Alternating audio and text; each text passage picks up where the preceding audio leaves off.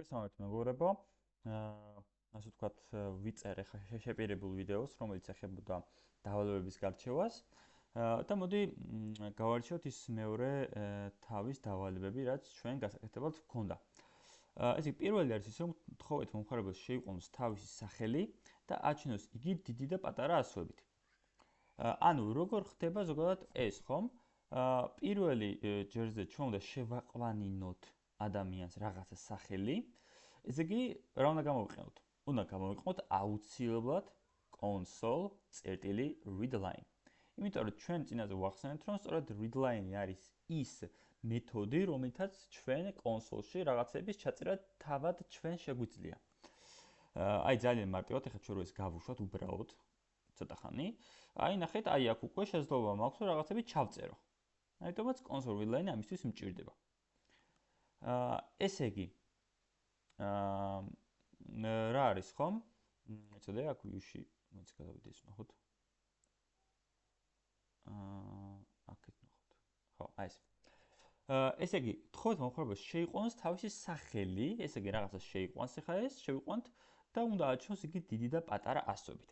მოდი ჯერ სანამ ამას დავწერთ, მოდი სილამაზისთვის გამოვაპრინტინოთ, რომ თხოვთ შეიყვანოთ სახელი, რომ ცოტა უფრო ლამაზი იყოს, რომ აი თითქოს მელაპარაკება პროგრამაო. ანუ თხოვთ შეიყვანოთ სახელი და ეხლა მე ჩავწერ რაღაცა სახელს, ხო?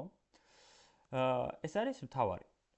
მაგრამ როცა ჩვენ რაღაცა სახელს ჩავწერთ, უნდა აჩვენოს იგი დიდი და პატარა ასოებით. პირველი რაც უნდა დავიმახსოვროთ არის ის, რომ console readline-ში ჩაწერილი ის ინფორმაცია, რასაც ჩვენ ჩავწერთ, ეს ინფორმაცია არის ტექსტი, ანუ string ტიპის.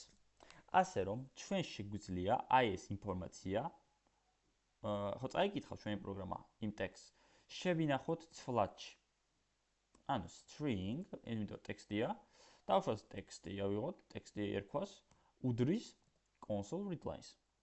ანუ ტექსტ ცვლადში მოთავსდება ის ჩვენი ინფორმაცია. და ძალიან მარტივად, რავი, ეხლა ჩვენ რო აქ ტექსტი დავაკონსოლოთ უბრალოდ. რასაც მე ჩავწერ, დავშვათ ლაშას თუ ჩავწერ, დამიკონსოლებს აგერ ლაშას. იმიტომ რომ როცა მე აქ ლაშა ჩავწერე, ესე იგი ეს აღიქვა როგორც ლაშად, ესე რომ შევხედოთ. და ტექსტ სლოტში შემოთავსდა და შემდგომ დაიპრინტა ჩვენი ტექსტი. ასე რომ ეხლა რადგანაც ჩვენ უნდა ვაჭროთ იგი დიდი და პატარა ასოებით, რადგანაც უკვე ტექსტ სლოტში მოთავსებული მაქვს ჩვენი ინფორმაცია, ესე იგი ჩვენ შეგვიძლია ტექსტ წერტილი თუ lower-ი გამოვიყენოთ, რომელიც საშუალებას მაძლევს პატარა ასოებით დავპრინტო, პატარა ასოები გქონდეს და შეგვიძლია ასევე თუ upper-იც გამოვიყენოთ. ეს მეთოდები ჩვენ გვახსოვს კარგად. აქედან გამომდინარე, მე თუ ეხლა ჩავწერ რაღაცა სახელს, დავშვებ ლაშას, პატარა ასოებით ეს იქნება, დიდი ასოებით ეს იქნება. ან თავარი რაც უნდა გავითვალისწინოთ, არის ის, რომ ინფორმაცია console readline-ი, ესე იგი ინფორმაცია თუ კი მინდა რომ ჩავწერო დამოუკიდებლად, ესე იგი console readlines ვიყენებ და თუ კი მინდა რომ ეს ინფორმაცია შევინახო, მაშინ რა თქმა უნდა ცვლადს ვიყენებ და string ტიპის ცვლადი არის ეხა ეს, ხო? ეს იყო ჩვენი პირველი დავალება.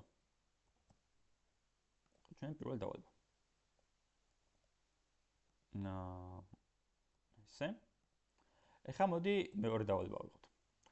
მეორე დავალება იყო ის, რომ თხოვეთ მომხმარებელს შეიყვანოს სიტყვა და აჩვენოს სიტყვის სიგრძე. ზუსტად იგივენაირად ჩვენ შეგვიძლია აქ დავწეროთ, თხოვთ შეიყვანოთ სიტყვა. რა თქმა უნდა, ეს გინმეწეროს გინდა რა, იმიტომ რომ ეს უბრალოდ სილამაზისთვის არის, რომ ეკრანზე მე დაეწეროს ეს რაღაცა, რომ თხოვთ შეიყვანოთ სიტყვა. მაგრამ თავარი მაინც console readline-ია ამ შემთხვევაში. თხოვეთ შეიყვანოთ სიტყვა, ესე იგი ეს სიტყვაც უნდა შევინახო მე ინფორმაცია, ხო? ამიტომაც აქაც string ტიპის ცვლადი დამჭირდება.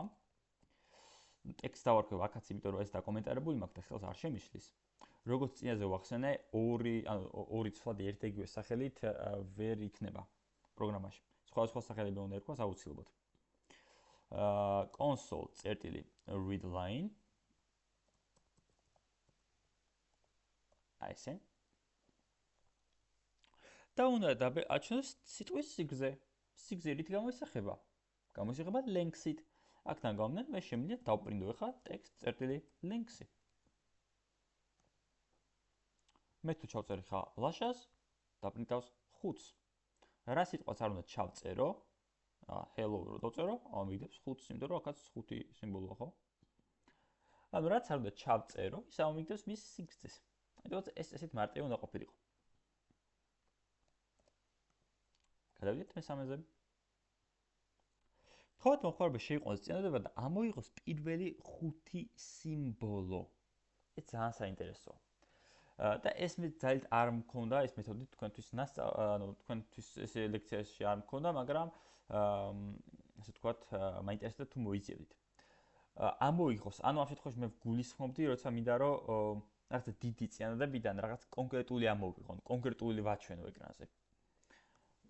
მაგალითად, მოხმარება შეიყვანოს სიტყვა, ესე იგი აქაც console right line დამჭირდება, რომ გთხოვთ შეიყვანოთ წინადადება. ამის მერე აქაც დამჭირდება, რა თქმა უნდა, string ტიპის სურათში მოთავსო ეს ისა, console with line-ი და ამოიღოს პირველი 5 სიმბოლო. სიმბოლოს ამოსაღებად, ანუ კონკრეტულის ამოღება, რომ თუნდა მინდა, უნდა გამოვიყენო ესეთი მეთოდი substring. აი ესეთი მეთოდია. ეს მეთოდი რას აკეთებს, ნახეთ? ამოიღებს, ანუ ესეთი ის აქვს სინტაქსი. ამ ჭხილებში როცა ამ ჭხილებში უნდა დავწეროთ ორი რაღაცა. პირველი საიდან დაიწყოს და მეორე რამდენი იყოს მისი სიგრძე. აი მაგალითად, თუ მე მაქვს, მოდი ცოტა ხანი ეს დავაკომენტაროთ. ეს ორი. და თუ მე მაქვს მაგალითად რაღაცა ტექსტი. Hello world. და მე მინდა ვაჩვენო მხოლოდ hello. აი მხოლოდ hello მინდა რომ დავპრინტო. მხოლოდ hello მინდა რომ ხელში მქონდეს. ამ შემთხვევაში მე აი ამ დიდი წინადადებიდან მხოლოდ hello მჭირდება, ხო? აქ ნაგავმდა ეს substring-ის საშუალებას მაძლევს, რომ ვთქვა ამ ჭხილებში, რომ საიდან დაიწყოს, აი h-დან უნდა დაიწყოს, ხო? აქედან დაიწყოს და აქამდე. ნუ ამის შეთანხმებით, ოღონდ შეთანხმებით, ხო? ანუ აქედან უნდა დაიწყოს და რამდენი უნდა იყოს სიგრძე. ამიტომაც ნახეთ, ამ შემთხვევაში ჩვენ შეგვიძლია დავპრინტოთ, მაგალითად ეკრანზე გამოვაჩინოთ text წერტილი substring ავიღოთ ჭხილებში, ჭხილებში ასე ვთქვათ, ჭხილები დავწეროთ. ესეთი მეთოდია, რომელიც ამ ჭხილებში უნდა ჩავწეროთ ორი რაღაცა. პირველი საიდან დაიწყოს, დაწყება ნიშნავს აი რომელი მიდან რა. პროგრამირებაში ზოგადად ეს ინდექსაცია არის და ასვლა ნულიდან იწყება, ანუ ასოებიდან, ეს წინადადებიდან პირველი ასო არის მე0-დან, ანუ მე0-დან იწყება, ანუ 1-დან კი არ იწყება, არამედ 0-დან იწყება. ასე რომ ეს h-ი, ესე იგი 0-დან იწყება. 0-დან იწყება. ანუ პირველი ასო 0-დან იწყება, ესე აღიქვამდა რა, 0-დან დაიწყოს და რამ ხელ არის სიგრძე. ანუ კიო h-დან იწყება, მაგრამ რამდენი უნდა იყოს, რამდენი ასო გინდაო. და რა ვიცი რომ გამოვთვალოთ ხა 2 3 4 5 და აგერ დავწერ 5-ს. და ახლა ჩვენ რო გავუშვათ ეს და ამიტომ hello-ს. მე თუ მინდა მაგალითად world-ი რომ ის ქნა, world-ი თუ მინდა რომ გამოვაჩინო, ესე იგი w-დან უნდა დაიწყოს, ხო? ესე იგი 1 2, ესე იგი 0 1 2 3 4 5 მე-6 ინდექსიდან, ანუ მე-6-დან იწყება, ანუ მე-6 ასოა ეს w. ანუ მე-7 ასოა, მაგრამ რადგან alpha 0-დან იწყება, მე-6 გამოდის. და სიგრძე რამდენი უნდა იყოს? 1 2 3 4 5. აქაც 5-ია. აჰა, აბა გავშვოთ. ესაა ჩვენი world. ანუ რაღაცნაირად პირველად ჩვენ ვუთითებთ საიდან იწყება და მეორე არის ის თუ რამდენი უნდა იყოს მაქინა დაწყება, რამდენი ასო უნდა ჩავთვალო. აქ დაგამომდე, აქაც ზუსტად იგივე შემიძლია გავაკეთო. ამოიღოს პირველი 5 სიმბოლო რადგანაც მიწერია. მოდი ცოტა ხანი ეს დავაკომენტაროთ და ცოტა აქეთკენ მოვიტანოთ. აქედან მოვიტანოთ. ესენი ხა მჭირდება მე. თხოვეთ შეიყვანოთ წინადადება და მე თუ მინდა პირველი 5 სიმბოლო აქედან, მაშინ მე შემიძლია დავწერო text წერტილი substring და როგორც აქ დავწერე 0-დან იწყებოდეს, რადგან პირველი 5 სიმბოლო რადგან წერია და 5 ასო. ეხა მე რო დავწერო გამარჯობა რა ვიცი ლუკა როგორ ხარ, ესეთ რამე რო დავწერო, რას დამეპიტავს? გამარ ამას ვამექნებს, ხო? იმიტომ რომ წინადადება კი ამ ხელა მაქვს, მაგრამ პირველი 5 სიმბოლო მინდოდა. ესე იგი 0-დან დავიწყეთ, ანუ G-დან და 1 2 3 4 5. ეს ერთიც იწება, ხო? აი ეს ერთი. რა თქმა უნდა, ეს ჩემი ის არის რა, ანუ პირველი 5 თუ პირველი 7 მინდა, მაშინ აქ 7 დავწერდი, თუ 10 და ასე შემდეგ. ახლა მე 8 დავწერო. გამარჯობა ლუკა, როგორ ხარ? ეს რო დავწერო. გამარჯობა სამიგეს. ვაუ, ზუსტად დაემთხვა. ხო, ანუ გამარჯობა დამიწერა, ესე იგი ზუსტადაც ეს 10 ყოფილა. პირველი 10 ყოფილა ეს. შვენიერია. ეს ტესტ გავგებარი არ უნდა იყოს. გადავიდეთ მეოთხეზე. შექმნით ორი ტიპის სლოდი და ამატეთ ისინი და აჩვენეთ შედეგი. შვენიერია, მეგონი ეს არც უნდა ყოფილიყო რთული, ესე იგი სლოდს შევანთავსებთ, ჩვენ სლოდი ვახსენეთ, რაც იყო და მეგონი ამაში გავგებარი არ არის. ესე იგი, მოდი პირველი სლოდი ავიღოთ და ვარქვათ ნამერთი, რომელიც დავუშვათ 5 სტოლია, მეორე სლოდი, რომელიც დავუშვათ 6 სტოლია და შედეგად დავპრინტოთ ნამერთს პლუს ნამორი. ანუ შევქმნით ორი სლოდი, ერთი ნამერთი დავუშვით, მეორეს ნამორი. რა თქმა უნდა, რასაც გვინდა, იმას დავარქმევთ. თავარი ერთმანეთს არ გავდეს, ერთმანეთს არ ანუ ერთ და იგივე სახელები არ იყოს რა. ეს ხოლმე მეოთხე. მე-5 არის ორი დაბულ რიცხვი გამრავლეთ და ჩვენ შედეგიო. რა პრობლემაა? ჩვენ ვიცით რომ რა განსხვავება ინც და დაბლს შორის, რომ დაბლი 10 წილად რიცხვს გამოხატავს, მაგალითად 3.9 რაღაცა სხვა რაღაცა რიცხვები, რომელიც არ არის დამრგვალებული, ასე რომ ვთქვათ. 10 წილადურია. და ნუ ინტი არის მთელი რიცხვები, ხო? ესე იგი მე-5 დავალება არის რომ დაბლში მოვათავსოთ, დავუშვათ ნამერთი უდრის 2.4-ს, მაგალითად. და დაბლ ნამორი იყოს 1.8. და მოდი ახლა გავამრავლოთ ერთმანეთს ნამერთი, გამარჯვებული ნამორზე. მოდი ესეც ვქნოთ. კაი მოიწყო ხან ის დავკომენტაროთ. ჯერ ეს ვაჩვენოთ, ანუ ნამერთი გამარჯვებული ნამორზე იქნება 2.4 გამრავლებული 1.8-ზე. ესე იგი ეს იქნება დაახლოებით რაღაც 4.32. შვენერი. გამიტან ეკრანზე ეგ და მოდი ეს მეოთხე არ გამომიტანი ეკრანზე და მოდი პარემ ესეც ვნახოთ. ეს იქნებოდა 11, ხო? 5 + 6. შვენერი. ეს არ უნდა ყოფილიყო გავგებარი. გადავიდეთ მე-6-ზე. შექმნით სიმბოლო და გაარკვიეთ ინფორმაცია არის ციფრი თუ ასო. ესე იგი სიმბოლო უნდა შევქმნათ, ესე იგი გამოვიყოთ მოდი ჩარი. ჩვენ ვახსენეთ რომ ჩარი არის ესეთი ტიპი, რომელიც შემიძლია სიმბოლო მოვათავსო, ერთი კონკრეტული სიმბოლო.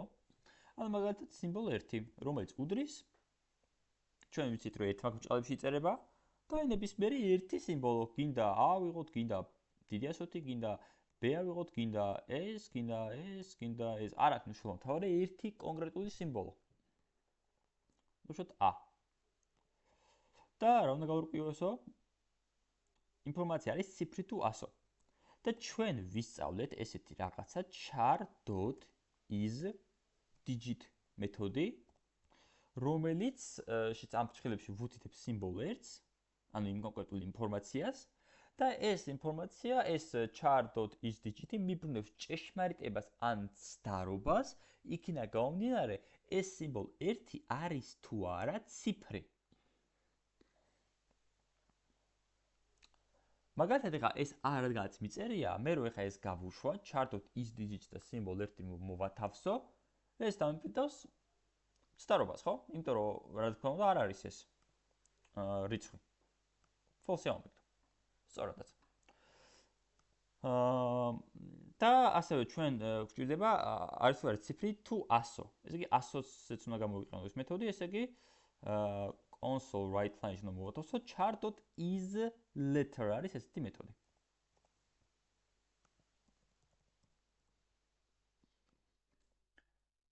ანუ false-ი ამომიგდო იმაზე is digit-ზე და isLetter-ზე ამომიგდო true, იმიტომ რომ isLetter-ი გამოხატავს, რომ არის თუ არა ის კონკრეტულად letter-ი, ანუ ესა ჩვეულებრივად 100. და დაიმწერა ჭეშმარიტება. აქ და გამომდინარე ჩვენ უნდა გვახსოვდეს char.is digit, char.is letter. ესეთი მეთოდები, რომელშიც ფხილს ხსნი და ფხილებში ვანთავსებ კონკრეტულად სიტყვას. იმას რა. ეს არის ესეთი სინტაქსი. ამას ნელა მიეჩვევით რა. თავარია რომ იცოდეთ რომ ესეთი რამე არსებობს და მე გაგიჩნდებათ ჭკუაში და უკვე დაგემახსოვრდებათ რა. აი ეს. მეშვიდე შექმნით ცვლადი ლოგიკური მნიშვნელობა true false და აჩვენეთ ამ მნიშვნელობის შებრუნებული მნიშვნელობა. ესე იგი ლოგიკური მნიშვნელობა, ესე იგი ჩვენ ვახსენეთ რომ არის bool ტიპი და ეს bool ტიპი არის ან ჭეშმარიტება ან ცდარობა, ხო? ესე იგი მე შემიძლია მოვათავსო bool ცვლადი, ესე იგი დავუშვათ result-ი და ვთქვათ უდრის true-ს ან false-ი, არ აქვს მნიშვნელობა. ესე იგი ამ bool-ში ვინახავ ყოველთვის ან ჭეშმარიტებას, ან კიდევ ცდარობას. და აჩვენოთ ამ ნიშნულობის შებრუნებული მნიშვნელობა. შებრუნება ჩვენ ვისწავლეთ ოპერატორებში, რომ იყო აი ესეთი. აი ეს ძახილის ნიშანი. ანუ არ უდრის, ესე იგი შებრუნება რა.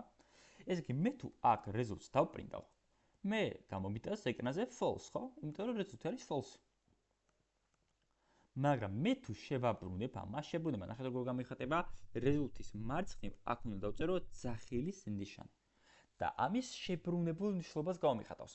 ესე იგი თუ კი არის false, result-ის შებრუნებული მნიშვნელობა, ანუ false-ის შებრუნებული მნიშვნელობა არის ყოველთვის true. ანუ ცდარობის შებრუნებული არის ჭეშმარიტება. ჭეშმარიტების შებრუნებული არის ცდარობა. და დაიპრინტა აგერ true. ხო? ეს უბრალოდ რო ვიცოდეთ. მერვე, სთხოვეთ მოხმარებაში შეიყვანოს წინადადება და სიტყვა, შემოწმეთ შეიცავს თუ რა წინადადება კონკრეტულ სიტყვას. მოდი ამაზე, მოდი დღეს ყველაფერს არ გავაკეთებ, მოდი ახლა მერვეზე გეტყვით, რომ უნდა გამოიყენოთ contains მეთოდი. Contains. ეს მეთოდი უნდა გამოიყენოთ. დასერჩეთ, რას ნიშნავს ეს contains-ი. ახსნილიც მაქვს იდეა სელექციაში contains-ი და წესით არ უნდა იყოს პრობლემა. მეცხრე. სთხოვეთ მომხმარებელს შეიყვანოს წინადადება და შეცვალოს ყველა space-ი deficit. აქაც არ დავწერ. მაინც ცოტა დავალებათსავით რომ გამოგივიდეთ და უნდა გამოიყენოთ replace მეთოდი. replace-ი. დასერჩეთ ორივე მათგანი. აი ესენი. და მეათე, შექმნით int ტიპის სვლა და აჩვენეთ მისი კვადრატული ფესვი და გაორმაგებული მნიშვნელობა. ესე იგი, აქაც არ გეტყვით და მეათეზე აქ გეტყვით, რომ უნდა გამოიყენოთ math.is მეთოდი. აი ეს დასერჩეთ. math.is მეთოდი დასერჩეთ და Google-ში ნახავთ. ასე ვთქვათ, რასაც ნიშნავს. და გაორმაგებულ მნიშვნელობას რაც შეეხება, რაღაცა რიცხვი თუ მაქვს და მისი გაორმაგებული მნიშვნელობა მინდა, რა გავამრავლებთ ფორზე, ხო? ხო, ჩვეულებრივად. ანუ დავშვათ 5 თუ მაქვს რაღაცა int ტიპის სვადი, რომელიც უდრის დავშვათ 5-ს, მისი გაორმაგებული მნიშვნელობა იქნება რა? ნამი გამრავლებული 2-ზე. ხო? ნუ ეს შემიძლია დავპრინტო კიდევაც. ესე, ან არც დავპრინტო და სვადში მოვათავსო. ნამი გამრავლებული 2-ზე დავწერო. ანუ int ტიპის სვადი მაქვს, რომელიც უდრის ნამი გამრავლებული 2-ზე, ანუ 5 გამრავლებული 2-ზე. და მე ეს გამოვიტანო შედეგად. ხო? ასე დამპრინტა. ესე იგი, ეს ბოლო დავალებებზე, ესე იგი მერვე, მეცხრე, მეათე დავალებებზე, ესე იგი მერვე დავალებაში უნდა გამოიყენოთ contains მეთოდი და დასერჩეთ და ნახეთ და თუ კიდე გაჭირდა მე განვიხილოთ ერთად სამენტოროში. მეცხრე დავალებაში უნდა გამოიყენოთ replace მეთოდი და მეათე დავალებაში math.is მეთოდი. sqrt. square-თან არის დაკავშირებული რა ფესვი. ხო. იდეაში ეს იყო. იმედი გასაგებად ავხსენი, თუ რამე კიდე კითხვა გაგიჩნდათ, აუცილებლად მომწერეთ ჩემი ხმიანეთ და შევიდეთ და სამენტოროში და ერთად გავარჩიოთ, ასე ვთქვათ, დავალებები.